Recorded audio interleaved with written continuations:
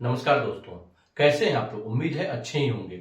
आज जिस टॉपिक को मैं डिस्कस करने जा रहा हूं वह सिविल टॉपिक है। जी हाँ, सिविल कोड से संबंधित सारे टॉपिक्स हैं। अभी तक हमने मैक्सिमम जो वीडियो लाए वो है क्रिमिनल टॉपिक्स थे, क्रिमिनल लॉ से रिलेटेड थे।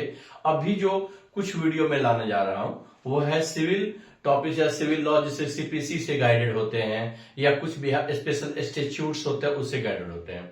अभी हमारे बिहार में सर्वे का काम चल रहा था और अभी थोड़े दिन के से इसको पॉज कर दिया गया, इसको रोक दिया गया है क्योंकि कई सारे जो सिविल इश्यूज थे वह क्रिमिनल इश्यूज को कहीं ना कहीं बढ़ावा देने लगा।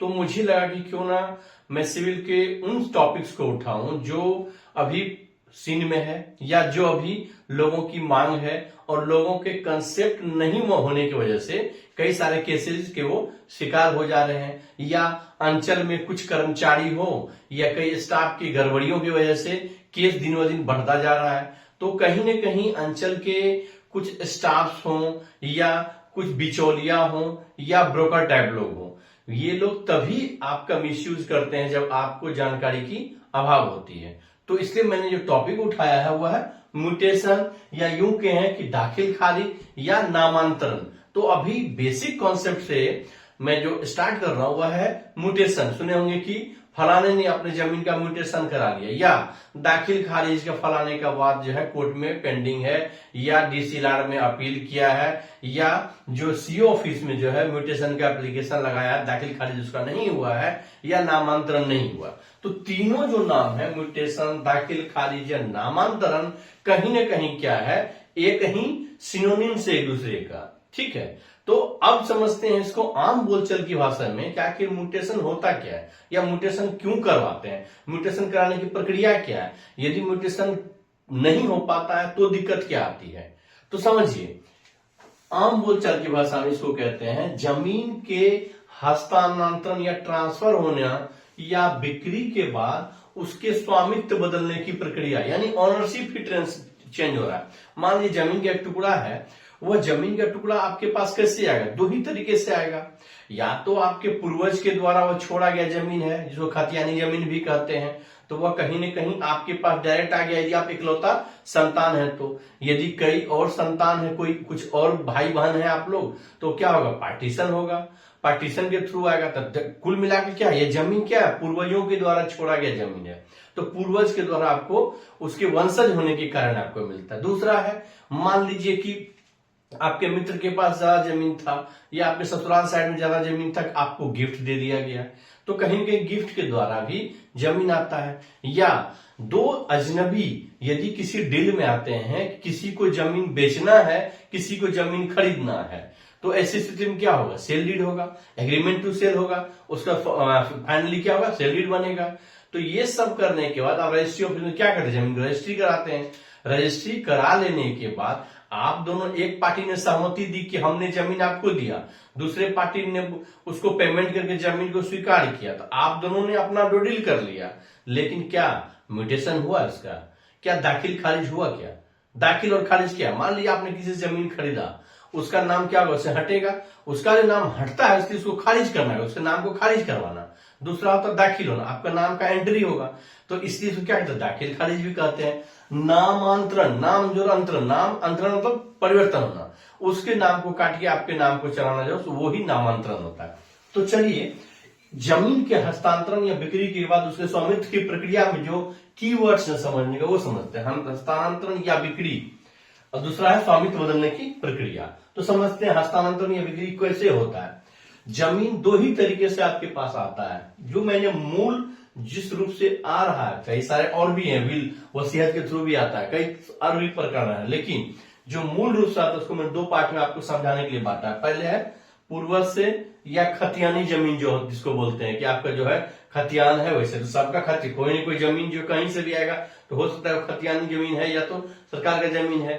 तो जब निजी जमीन होगा तो निज जमीन होगा, तो कहीं के किसी न किसी खतियान उसका नाम होगा, जिसका खतियान नाम होता है उसको खतियानी जमीन कहते हैं। या कहता खतियानी, किसके नाम से खतियान क्रिएट है, किसके नाम से खतियान बना हुआ, तो फलाने के नाम से बना। तो पूर्वज से मिला हुआ जमीन, जब पूर्वज से आपको जमीन मिलेगा तो कैसे मिलेगा भाई, तो आप क्या करेंगे, पार्टीशन करेंगे, आपस में भाई बहन बांटेंगे ना। ऐसा तो नहीं है कि कोई एक बार पहले क्या होता था, जो भाई होशियार होता था वही जमीन को निपटा देते थे। वह जमीन को क्या किया, अपना जमीन को बेचा और अपने वाइफ को उसमें पार्टी बना के बेच दिया, उसको शेयर डीड क्रिएट करा, फिर उसके नाम से जमीन को ट्रांसफर करा लेते थे। अन्य भाई को पता नहीं होता था, या यूं कहिए कि अन्य भाई उसे ट्रस्ट करता था। लेकिन अब ये मामला नहीं हो सकता है, तो क्या करना होगा, आपको पार्टीशन करना होगा। 2005 के बाद तो बेटी का भी हिस्सा बराबर का हो गया है।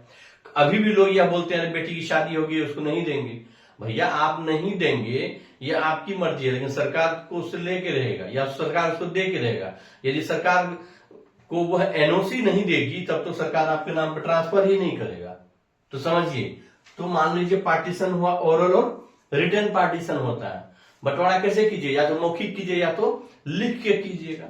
यदि मौखिक बंटवारा करेंगे तो भी आपको जो है सहमति दिखाना होगा। जब सहमति करेंगे, जब यहाँ पे आप आएंगे परिवर्तित करने के लिए, तो सब पार्टी को आके अपियर होना होगा, सारे पार्टी को एनओसी देना होगा।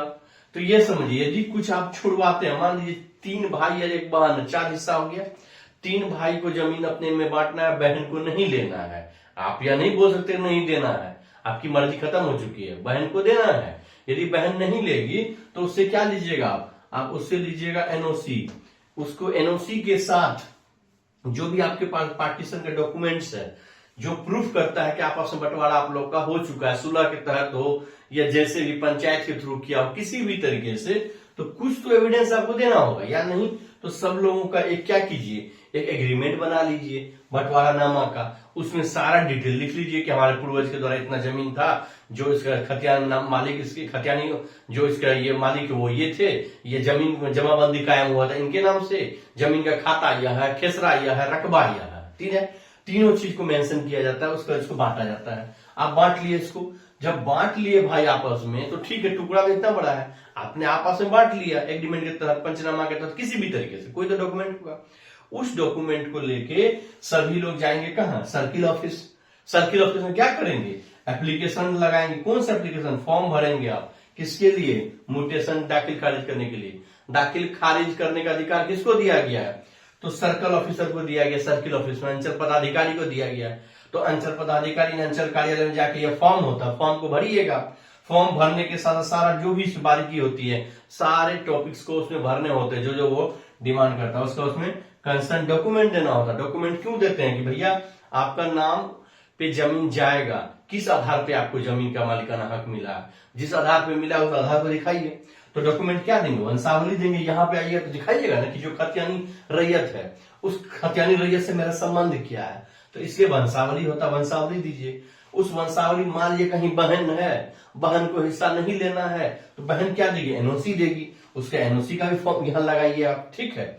उसके बाद क्या है, यदि मान लीजिए किसी डीड से आया, गिफ्ट डीड से आया हो, तो गिफ्ट डीड का वो आपको गिफ्ट डीड का कागज लगाना होगा। चलिए तो बाकी इधर समझते हैं। ये तो हो गया जब आपको पूर्वज से जमीन मिलता है तो कैसे होगा। एप्लीकेशन जमा कीजिएगा, फॉर्म के साथ साथ डॉक्यूमेंट दीजिएगा, फिर डेट मिलेगा। अंचल पदाधिकारी उसको क्या करेंगे, उसको भू निरीक्षण कराएंगे कि जमीन की स्थिति क्या है, जमीन किसके पोसेशन में है। उसके बाद जो अंचल का स्टाफ है, चाहे वह ये क्या बोलते हैं कर्मचारी हो, कर्मचारी अपना रिपोर्ट देगा आरओ को, आरओ अपना रिपोर्ट इनको देगा। तो नीचे से निचला अमीन उसका जमीन देखेगा, अमीन जमीन का नाप उप करेगा। उसके बाद जो कर्मचारी होता है उसको अपना रिपोर्ट देगा कि पोजीशन किसके पास है, जमीन का नेचर क्या है, जमीन में क्या क्या उग रहा है, फसल है कि नहीं है, एवरी डिटेल। सारा डिटेल के साथ साथ वो किसको देंगे, सीआई को देंगे, या नहीं तो आरओ को देंगे। आरओ क्या करेंगे, अंचल पदाधिकारी को देंगे। तो फाइनल अंचल पदाधिकारी जो है उस पर साइन करेगा। यदि साइन हो गया तो आपके नाम पे जमीन आ गया। वैसे ही आप जब देखेंगे जमाबंदी आपके नाम पे कायम हो गया, तो दूसरे का नाम हटेगा, आपका नाम छट जाएगा। अब आइए दूसरा तरीका है कि ए और बी का कोई संबंध नहीं है। ए कोई जमींदार है जो अपनी जमीन को बेचना चाहता है, बी हमारे ऐसे लोग हैं जिनके पास हाल फिलहाल में पैसा आया, जमीन खरीदेगा। जमीन खरीदने गया तो भैया कैसे लेंगे आप, एग्रीमेंट करते हैं।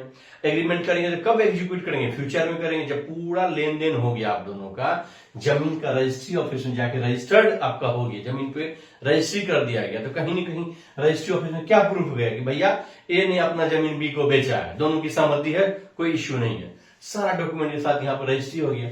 रजिस्ट्री हो गया तो रजिस्टर्ड पेपर को लेके आप यहाँ पहुंच जाइए। फिर यहाँ पहुंचिए, क्या कीजिए, फॉर्म भरिए, डॉक्यूमेंट लगाइए, क्या कि भैया हमको जमीन सेल डीड के थ्रू आया है, या नहीं आपको किसी ने दान दिया है, कोई बहुत बड़ा दानवीर है, जमीन आपको दे दिया, आपके खुश है, आपको उनको लगा कि इसको जमीन दे देना चाहिए। तो जब दान भी देंगे तो प्रोसेस के थ्रू दान देंगे, ऐसा नहीं कि ओरल दे दिए, बाद में उसके जो वंशज है वो चढ़ गया उसके ऊपर, भैया दान वान दिया नहीं था, ये झूठ बोल रहा है। तो बेटर क्या, गिफ्ट डीड करवाइए और उसको रजिस्टर्ड कराइए, रजिस्टर्ड के बाद कागज लगा दीजिए, फिर अपने नाम पे जमीन को ट्रांसफर करा के नामांतरण करा लीजिए, अपना नाम चढ़वा लीजिए। या विल, वसीयत, इसमें भी खेल होता है। वसीयत क्या है कि मान लीजिए जीते जी आपका जो है, आपने लिख दिया कि जब तक मेरी मृत्यु के उपरांत यह जमीन का इतना हिस्सा इसको, इतना हिस्सा इसको, इतना हिस्सा इसको, जिसको भी देना हो XYZ को, आप दे दिए, वसीयत में लिख दिए। जब तक जिंदा है तब तक जमीन का वह एक क्या है, विल, एक कागज का टुकड़ा होता है, कुछ नहीं होता है। और जैसे ही आपका डेथ होता है वैसे ही विल क्या होगा, वो एक डॉक्यूमेंट हो जाएगा। विल को एग्जीक्यूट कराने के लिए प्रोबेट कराना होता है, तो सिविल कोर्ट का मामला है। तो वसीयत से भी जमीन मिलता है, तो उसके आधार पर भी आप मालिकाना हक को प्रोबेट करा लीजिए। प्रोबेट करा के डॉक्यूमेंट जो है, प्रोबेट का जो ऑर्डर होगा सिविल कोर्ट का, उस ऑर्डर के साथ आप पहुंच जाइए। तो कुल मिला के फॉर्म प्लस डॉक्यूमेंट जो दीजिएगा आप सीओ ऑफिस में, तो अंचल पदाधिकारी सारा चीज करने के बाद फाइनल उस पर साइन करेगा और वो जमीन आपके नाम पे आ जाएगा और आपका नाम उस पर दिखना शुरू हो जाएगा। लेकिन कभी कभी क्या होता है, एप्लीकेशन खारिज भी होता है। तो अगला वीडियो में ये दिखाऊंगा या बताऊंगा या समझाऊंगा कि जब आप म्यूटेशन का वाद लाते हैं तो म्यूटेशन का वाद कब खारिज हो जाता है। ठीक है, तो कई सारे टॉपिक से छोटे छोटे जो मैं आपको समझाऊंगा। यदि आप लोग को मेरा वीडियो अच्छा लगा तो कृपया करके उस आम जन तक जरूर इसको फैलाएं या उसको समझाएं, ताकि वह भी जमीन का मालिकाना हक सही तरीके से ले, या यदि वह मालिक है तो अपनी जमीन को प्रोटेक्ट करे। यदि उसका जमीन किसी भी खेल का शिकार हो गया हो, अंचल के खेल का, तो वह उस जमीन को प्रोटेक्ट कर सके और अपने राइट टू प्रॉपर्टी को एंजॉय कर सके। यदि आप लोगों को मेरा वीडियो अच्छा लगा हो कृपया करके इसे लाइक करें, सब्सक्राइब करें और औरों के साथ जरूर शेयर करें। जय हिंद।